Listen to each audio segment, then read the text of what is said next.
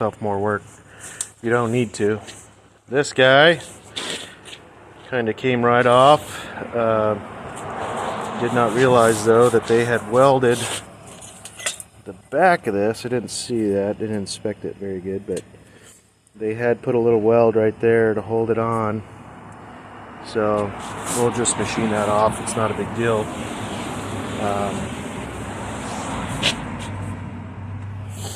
Take it off real quick. Drop my nose. I'll show you exactly what happens to these.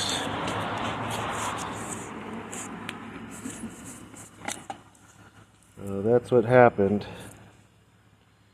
They pulled the threads right off of it, off the tail here, you know, and then it's machined here to fit into here. So this one will actually be a fairly easy one to fix. If this rod wasn't damaged, I could fix this. You know, what I would do is I'd machine this down to accept a thread, and then just machine this back out to accept a nut into the back here, and then, you know, clean it all up, and we'd send it. But this one needs a new rod anyhow, so no big deal. But yeah, we'll definitely be able to salvage this. We'll just take a skim cut off the back of this, clean this up, and then all this in the center's got to come out anyway, where the thread is. You can see that's got to come out to where we could put a big nut on there, and then we'll clean the face up, no big deal. So that'll clean up just fine. So during this part, what we're doing is we're removing the induction hardened layer off the rod so that we can machine it down. We use a ceramic insert to cut this off. As you can see, it just comes off really hot, really stringy balls. So kind of see this process. It takes a little while. Ignore my ghetto chip shield, but it works. And yeah, when you're doing this kind of work, you just gotta be careful of those hot pieces of induction hardened coming off, because they will burn the shit out of you.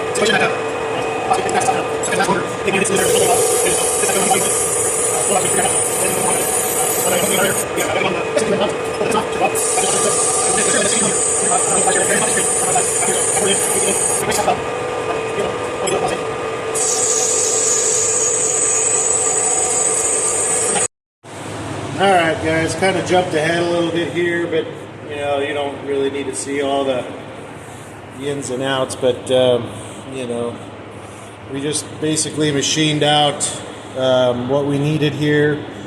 This is our sealing surface for the O-rings inside of the piston that are machined out now. Proper depth. We have a relief.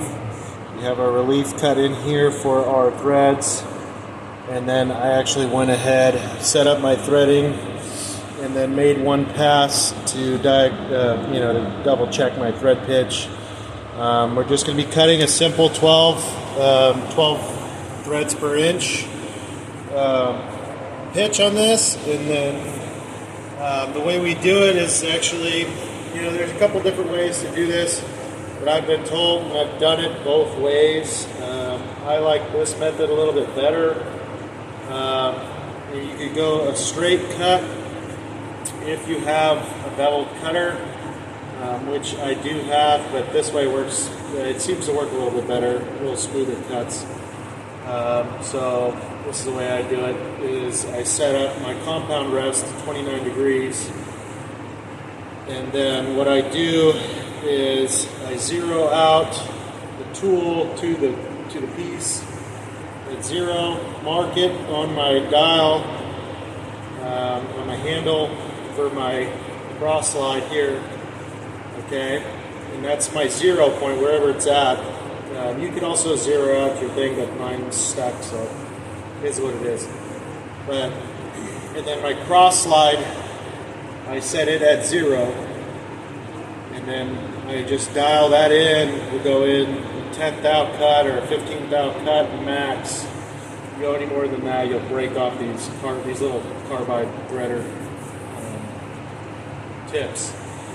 So, what you're doing is, you're measure your thread on your nut, and you could do this a couple different ways.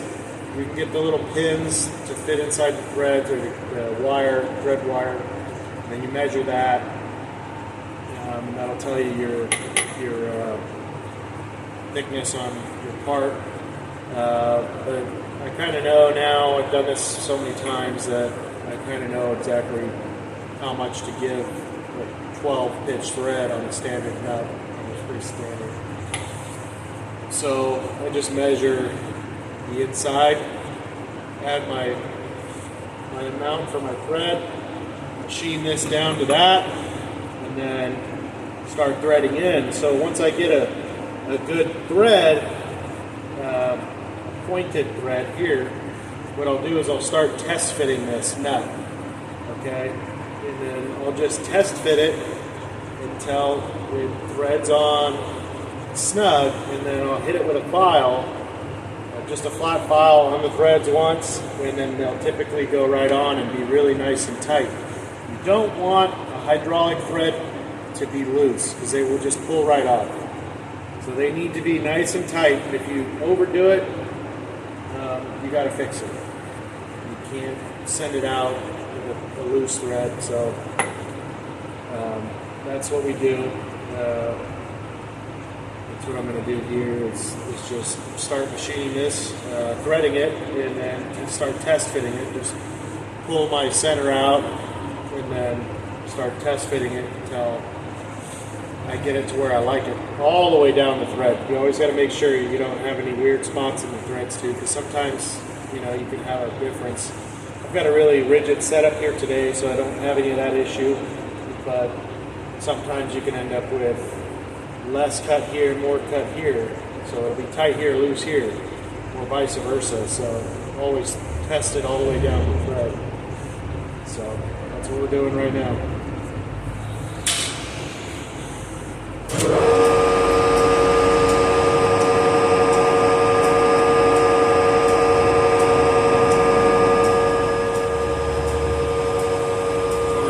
Waiting for our dial to come back around to our number, pick a number, and sometimes you indicate it, come on, you just pick it, and then you engage your half nut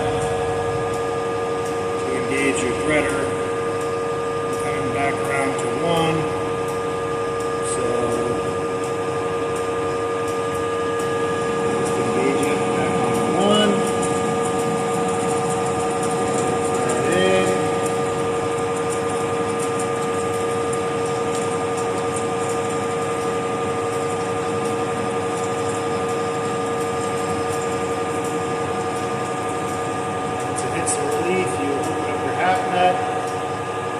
back it off a little bit, line it back across, zero your cross slide again,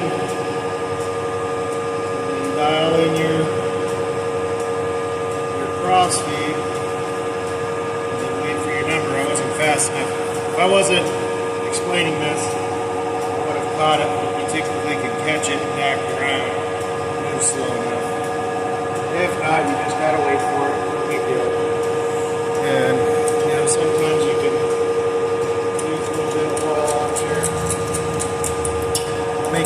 a little easier on your tooling.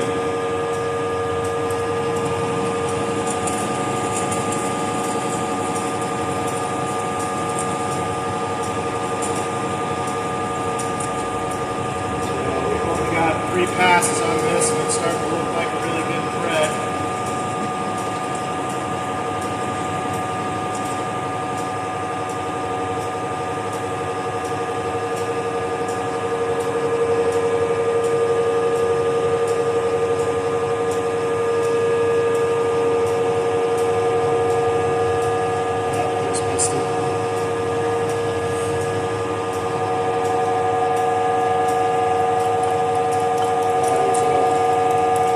Cheapy oil pumpers, sometimes they don't want to wear.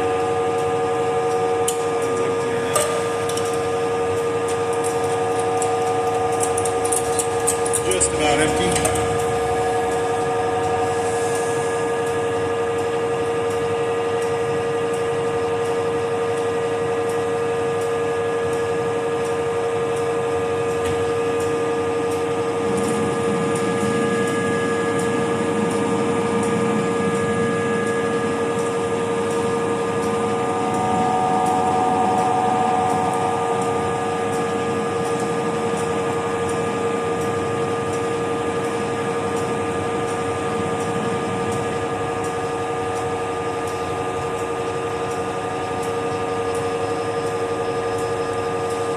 What you don't want to do is you don't want to rush this. You rush it, screw up a rod, oh, you're going to be in a world of hurt.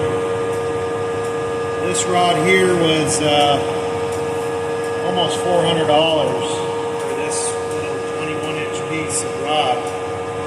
So, not something you really want to screw up.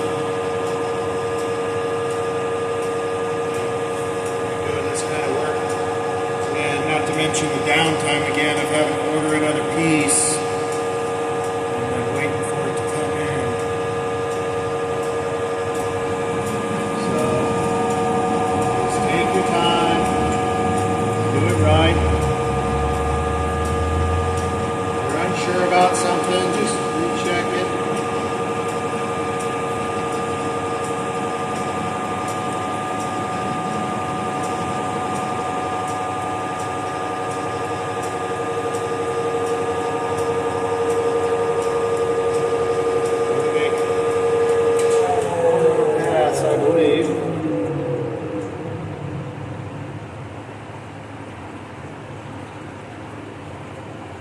Yeah, I'm going to make one little cleanup pass. 5/1000ths cleanup pass.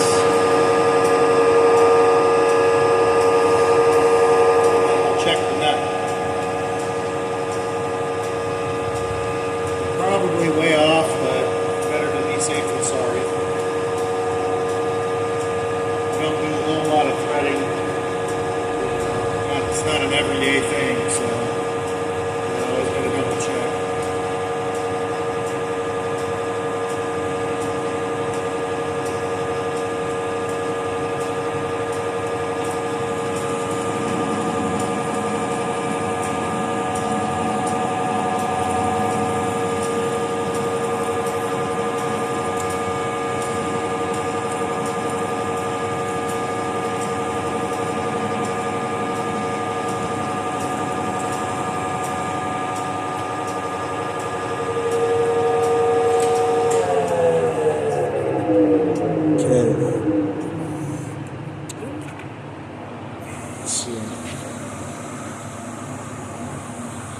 Setup here is not the best.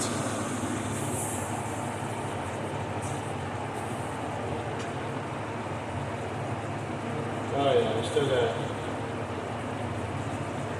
ways to go. Start on there yet.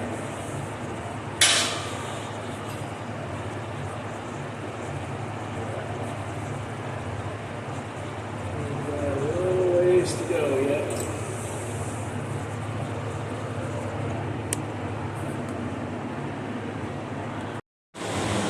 Okay, so we're back. I got it threaded already. what ended up happening was the carbide insert I was using was galling the material. It was really weird, so I ended up just grinding out this piece of high-speed steel to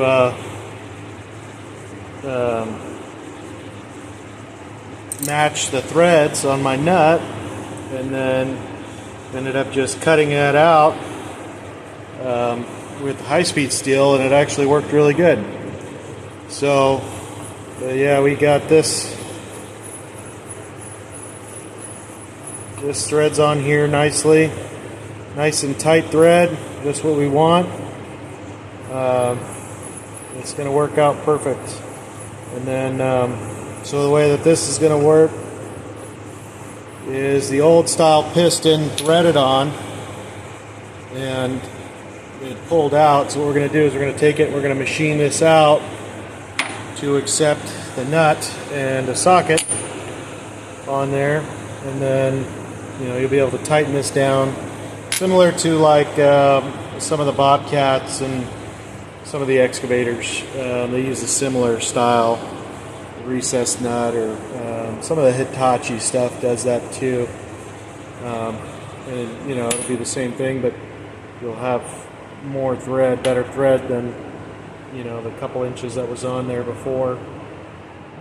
Should work out pretty good. You can see this is the old one. Just rip the thread straight off of it.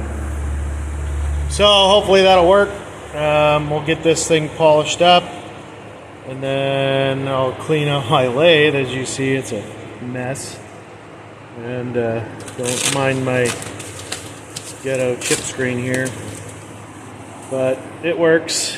And yeah, so we'll get it polished up, get everything finished. Actually, I got to put a little chamfer on this still for the seals. We'll do that right now, and and then what we got to do is we got to weld on this guy here, get that welded into place, and then we'll take it over to the weld positioner, and then we'll just weld it out, probably with dual shield, burn it in nice and hot, and it'll be good to go. Alright, we'll bring you back. Alright, so this is what we ended up doing with the piston. We just opened it up, machined the groove in the bottom, and this fits the socket perfectly. So the way this is going to work, take it, fits on the rod there, perfect, and then this is hard to do one-handed. Let's let it down. So got about that much sticking out.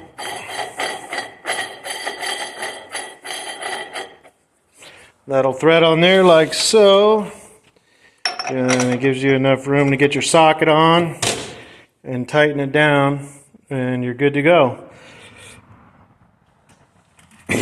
Kept the original length of the rod, so you still have all your movement, and it is ready to leave the shop. So what we'll do is we'll just put new seals on it, and then reseal the gland, and then we actually do need to get some new seals for this, the grease seals in here, but yeah, we just ended up using some dual shield, gluing it back together, and then we threw it back on the lathe. Just did a light, really light polish on it, just to get the the color from welding on it off, and she's ready to go. So this will be another one heading out the shop. Ugh, grease, but yeah, pretty simple repair.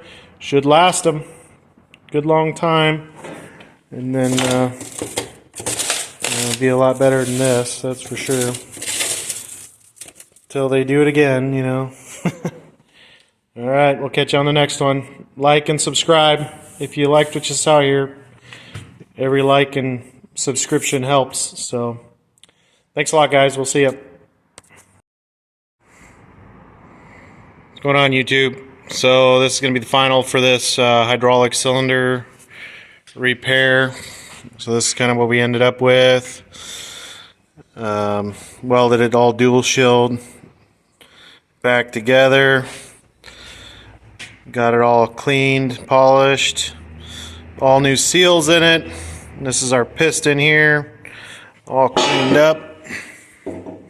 So as you can see, this is kind of what we end up with. The nut threaded down. We could cut this down a little bit, but this is the actual length, the original length of the cylinder, so I'm going to leave it the same length so it doesn't mess with the throw of it. We'll also be checking the mechanical stops on the machine to make sure that, you know, it actually has stops still built into it, to try to help avoid this from happening again. You know, typically that's what's going on. You get the stops that are worn out, or they break off, or what have you, and then you end up ripping these off. Typically you don't see them on this size of a cylinder, but it's no big deal. Just a quick, easy repair. We'll get it back to the customer. They should be very happy with it. So what we're going to do is just slide this back together. We're going to oil all of our seals and then slide it back together. And we'll probably just throw some paint on it just to give it a good little cleanup. You know, it's bare metal pretty much now, but we'll just touch it up a little bit and then deliver it to the customer tomorrow. So another one back, finished up and going back.